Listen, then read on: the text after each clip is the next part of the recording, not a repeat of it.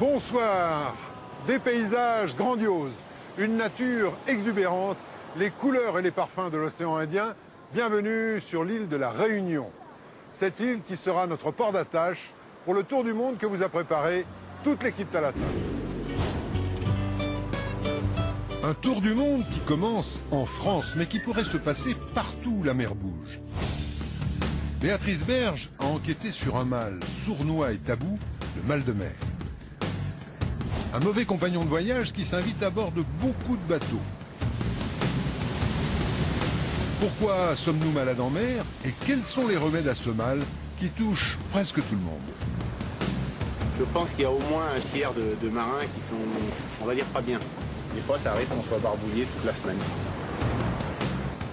Direction ensuite le Québec pour retrouver Antoine Laura qui nous raconte la dramatique histoire d'un paquebot flambant neuf qui a fait naufrage en 1914 dans les eaux du Saint-Laurent. On est 2 ans après l'accident du Titanic. Quand le Titanic coule en 1912, plusieurs personnes vont dire « Jamais une histoire comme ça pourra se reproduire, il n'y aura plus de naufrages qui vont faire plus de 1000 victimes ». Or, 2 ans après, il y a un bateau qui coule en 14 minutes, il y a 1012 victimes. Nous partirons aussi pour le Pérou, retrouver Isabelle Meuglin qui nous entraîne à Marcona, un petit village planté dans le désert aux confins du Pacifique. Il y a 10 ans, les habitants ont découvert que la mer leur offrait un cadeau qu'ils pouvaient commercialiser, les algues. Il est interdit de couper ou de faucher les algues. On récupère ce que nous apporte la mer, on n'arrache rien. On a convaincu l'État qu'il fallait travailler de façon naturelle en préservant la ressource. Il faut ramasser les algues qui dérivent, rien de plus. Mais avant cela, nous partons pour les États-Unis. Stéphane Poul nous propose une drôle de rencontre avec celui que l'on surnomme Sharkman, l'homme requin. Entre les Bahamas et la Floride, portrait d'un original qui prétend que les requins ne sont pas dangereux pour l'homme, et pourtant.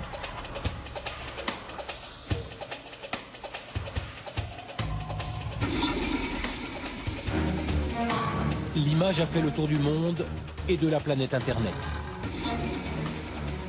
Une attaque de requins, filmée pour la première fois par des caméras de télévision.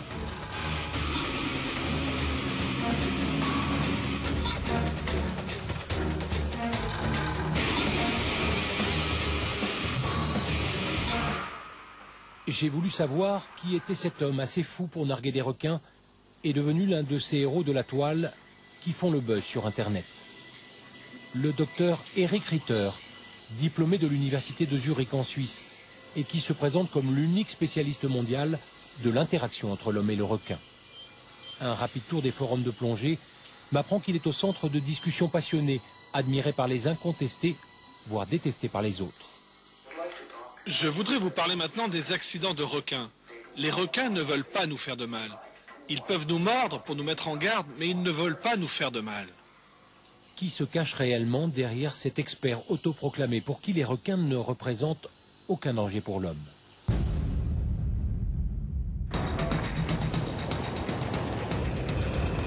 C'est sur les côtes égyptiennes de la mer Rouge que je rencontre pour la première fois celui que j'ai surnommé Sharkman. Sur son t-shirt, cette formule en forme de bravade, entraîné par des super prédateurs. Près de 10 ans après son accident, sa jambe atrophiée n'empêche pas le docteur Ritter de sillonner le monde pour proposer aux amateurs de sensations fortes de découvrir avec lui l'une des espèces animales qui suscite le plus de peur et de fantasmes. Mon idée, c'est de donner aux gens une autre image des requins. Celle d'animaux avec lesquels on peut communiquer, avec lesquels on peut entrer en interaction, comme on le fait avec des chats, des chiens ou des chevaux. Mais le problème, c'est que les gens en ont peur. Ils ne savent pas vraiment pourquoi. Mon but, c'est que de plus en plus de gens prennent plaisir à être avec les requins. Et alors, on pourra commencer à les protéger, car on ne protège pas ce que l'on craint.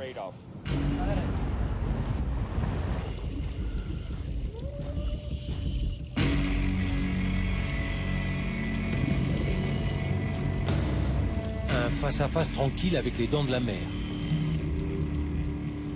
Pour bien des plongeurs, Eric Ritter est devenu l'homme avec lequel il faut se jeter à l'eau si l'on veut danser avec les grands blancs, les tigres et autres requins de récif.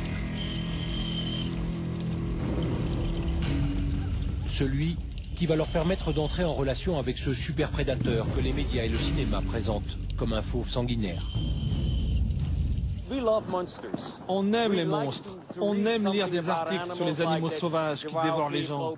Mais les requins ne sont pas ce que les gens disent. Ils sont inoffensifs, ils ne sont pas dangereux. Ce sont les situations que nous créons et que nous imaginons parce que nous aimons les monstres. C'est ce qu'un film comme Les Dents de la Mer nous a montré qui donne cette image de ces animaux. Mais en fait, ils ne sont pas dangereux. Et le docteur Ritter, lui, n'est décidément pas rancunier. Dans sa maison de Pensacola, en Floride, il accepte de me raconter cette fameuse journée qui a vu sa vie basculer. Voilà, c'est ce jour-là que ça s'est passé. Le 22 avril 2002, aux Bahamas.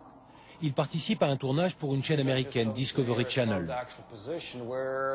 Pour les besoins du film, il se tient entre deux eaux, entouré d'une vingtaine de requins.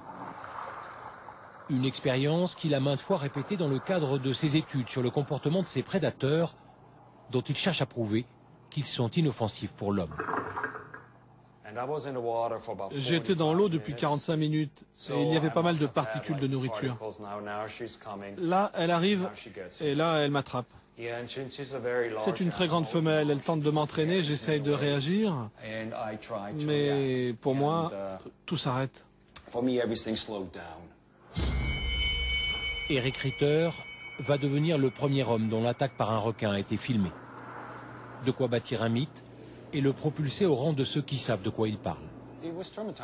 Bien sûr, ça a été traumatisant, mais je me suis très vite relevé parce que j'ai réalisé que désormais, on allait peut-être m'écouter. Quand je suis revenu, les gens ont dit « Il y retourne, alors qu'il a fait une erreur ». Même si je sais que je n'ai pas fait d'erreur. Mais les gens se sont dit « Ok, peut-être qu'il sait réellement quelque chose maintenant ». Et puis franchement, si un champion du monde de Formule 1 éclate sa voiture, est-ce que vous allez dire « Il ne sait plus conduire » ? Rescapé des Dents de la Mer, Eric Ritter est devenu la coqueluche des médias. Moyennant 330 € par jour, il participe volontiers à des tournages et m'ouvre grand les portes de son laboratoire. Pas sûr que les habitants de ce quartier bien tranquille imaginent ce qui se trame dans le garage de leurs voisins. En général, je me fournis dans les boutiques d'objets d'horreur à Hollywood. Je vais prendre quelques jambes et quelques morceaux de bras. Et je les peins en blanc.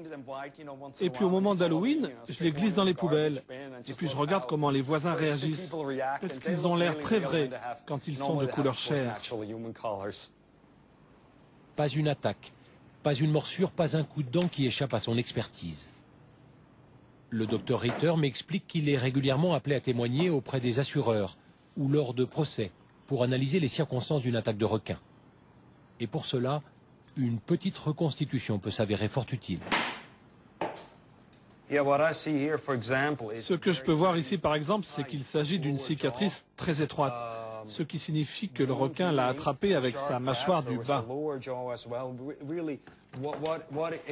Et ce que ça indique, dans ce cas précis, je pense, c'est que le requin était à peu près de la taille de sa victime et que sa mâchoire supérieure était là, alors que sa mâchoire inférieure était ici. Le requin a donc dû mordre comme ça. C'est pour cela que je fais ce genre de truc, pour avoir une première idée de ce qui s'est passé. Et par la suite, bien sûr, je peux travailler avec la victime et lui expliquer « Écoutez, lorsque vous étiez en train de nager, le requin n'a fait qu'essayer de savoir ce que vous étiez. Il n'a pas cherché à vous tuer ou à vous manger. Parce que normalement, les gens pensent qu'ils ont failli être dévorés. Ils en font des cauchemars. Et c'est mon boulot de leur expliquer, voilà ce qui est arrivé. Vous n'avez jamais été réellement en danger avec cet animal.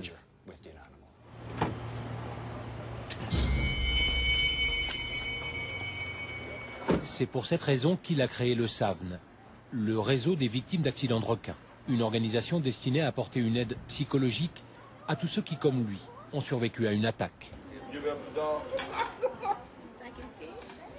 Jack est de ceux-là. Il y a quelques années, il a bien failli mourir entre les mâchoires d'un requin taureau. Le SAVN lui a permis de surmonter son traumatisme et d'aider les autres à son tour. Vous pouvez aller parler à une victime d'attaque de requin, vous pouvez aller parler à un amputé, mais vous ne pouvez pas comprendre ce qu'ils vivent.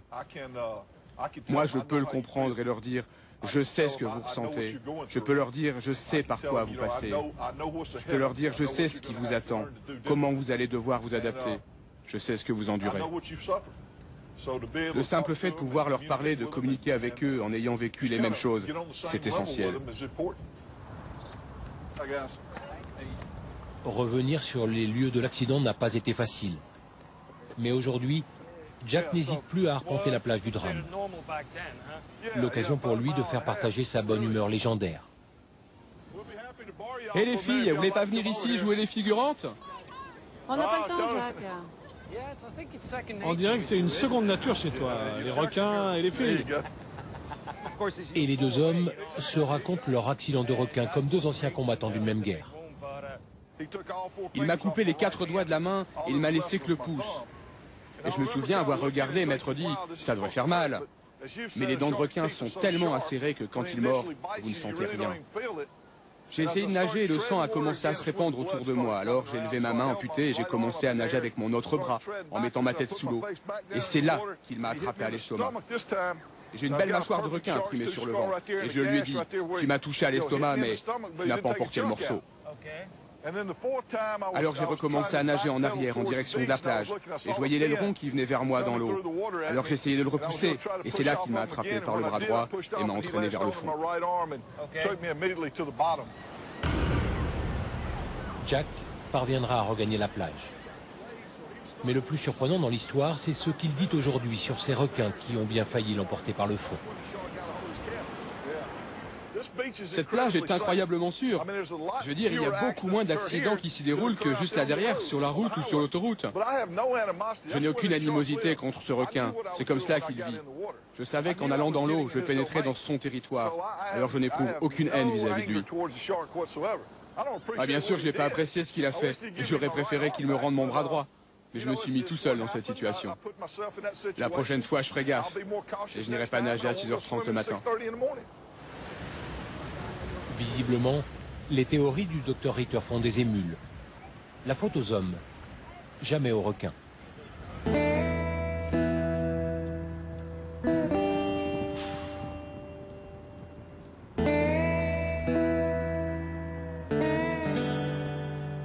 C'est le repère de Sharkman, l'île de Grand Cay à l'extrême nord de l'archipel des Bahamas.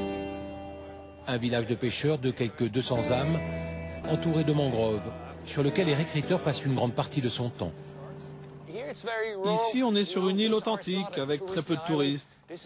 C'est là que je vis depuis de nombreuses années, et je suis presque devenu bahaméen.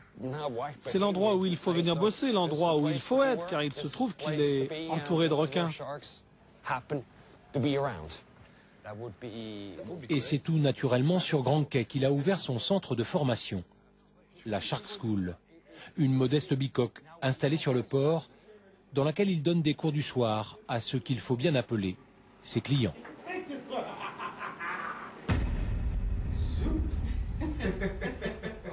Cette semaine, ils sont une dizaine venus d'Allemagne, d'Autriche et des Pays-Bas.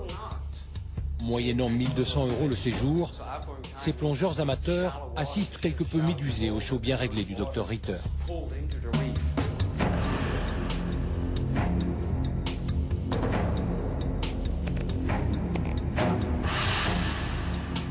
Au programme, un décryptage en règle des faits et gestes de ces grands incompris à sang-froid. Un coup de nez dans la combinaison, une simple marque d'intérêt. La gueule ouverte en surface, une prise d'air, une légère morsure, une tentative de contact avec son visiteur. Une relecture très personnelle du comportement de ces prédateurs, de quoi rassurer une clientèle qui oscille entre fascination et perplexité.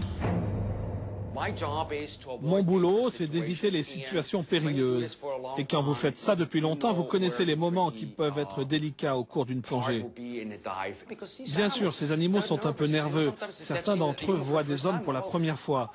Et alors, excusez-moi, mais si j'étais dans mon salon et que j'y trouvais une créature étrange aussi grosse que moi, je serais aussi un peu nerveux. Alors ça marche dans les deux sens. Dans le village, on connaît bien le Dr Ritter. Et tout le monde le remercie pour la clientèle inespérée que sa Shark School amène sur cette île bien peu touristique.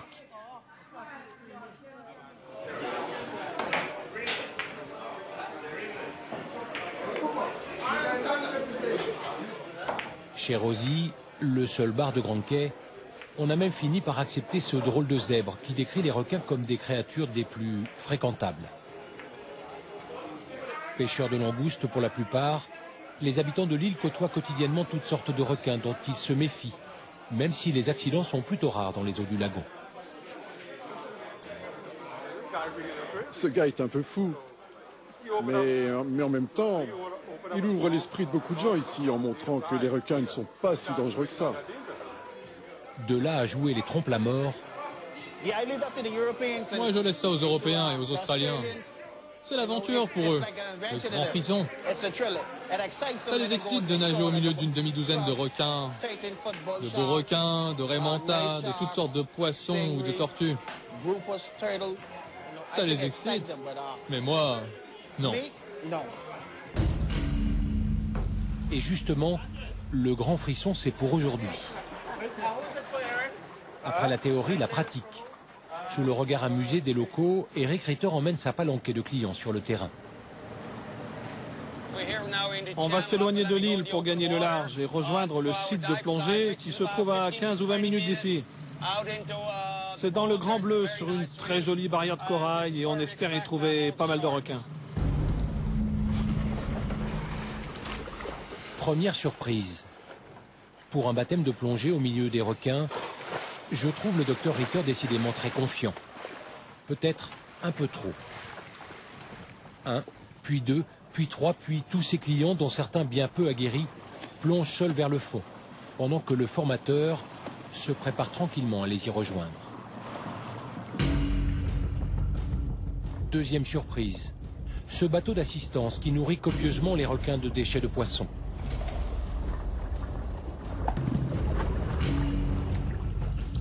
Histoire de s'assurer de leur présence tout au long de la plongée. Sous l'eau, la séance d'interaction entre l'homme et le requin se résume à un ballet désordonné. Une vulgaire séance de photos où chacun tente de prendre le meilleur cliché de ces super prédateurs attirés par la promesse d'un bon repas.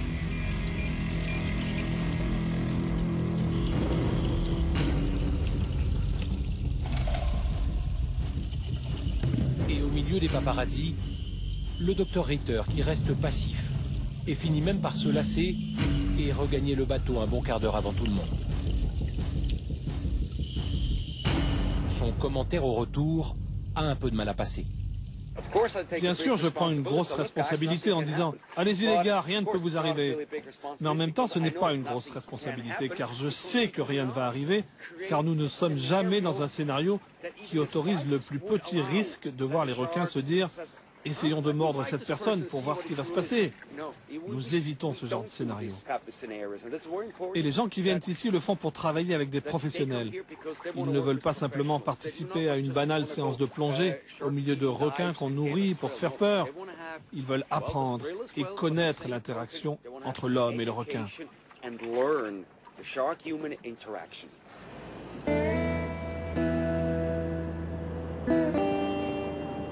Se considérant comme l'unique spécialiste de cette relation entre l'homme et le requin, le docteur Ritter joue depuis toujours les cavaliers seuls. Absent de toute organisation officielle, refusant toute discussion scientifique, il est critiqué par la plupart de ses collègues, dont certains s'inquiètent des risques qu'il fait courir aux plongeurs, qu'il entraîne dans son sillage. Je passe ma vie dans l'eau, alors que la plupart de mes collègues n'y vont jamais. Ce qu'ils disent sur le comportement des requins, alors qu'ils ne sont jamais en interaction avec eux, qu'ils n'ont jamais plongé au milieu des requins blancs, par exemple, s'avère souvent faux, et je suis obligé de les contredire. Alors bien sûr, ils n'aiment pas cette opinion, car elle est fondée sur des faits. Drôle d'histoire tout de même. Celle de cette victime d'une attaque de requin qui revendique une parfaite symbiose avec ses bourreaux d'hier. Celle de cet homme qui, depuis son accident, s'est forgé une image de super-héros, une sorte de Sharkman invincible, et en a fait son business. Le plus marrant, vous savez, c'est que quand je viens ici, j'ai nettement plus peur de cette méduse avec ses tentacules de près de 10 mètres de long qu'elle laisse traîner dans l'eau et qui peuvent vraiment vous piquer. Alors personnellement, j'aurais plus peur de ces bestioles, mais pas des requins qui nagent juste là devant. C'est ça le vrai problème sur ces plages.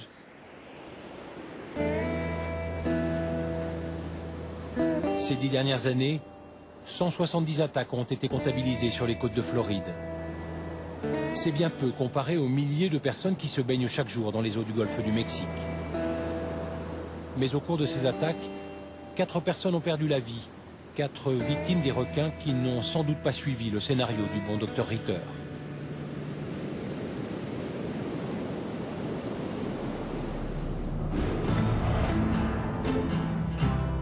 Loin de la Floride, retour sur l'île de la Réunion.